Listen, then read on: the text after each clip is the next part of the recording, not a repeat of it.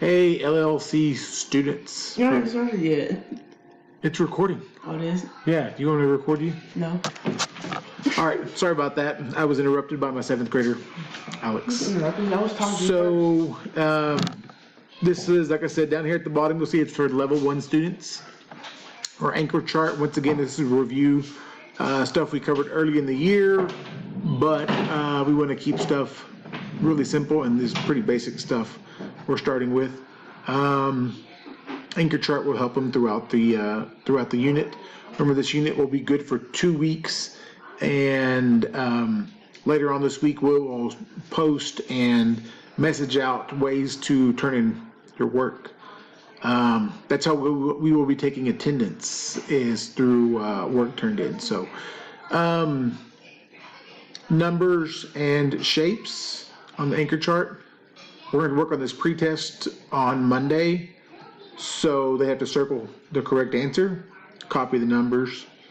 Vocabulary identification, similar to the English one, you will or have somebody read the words. They don't have to be in order. Diamond, if they point to the word diamond or the shape diamond, they get credit for it. Triangle, rectangle, and so forth. Then they will be matching, this is the last part of the pretest, matching these shapes to the words. So should be fairly simple. That's for Monday. Starting on Tuesday, we're skipping past the post test, past the rubric. Over here, Unit 1, Page 1. Some tracing, some counting, some matching.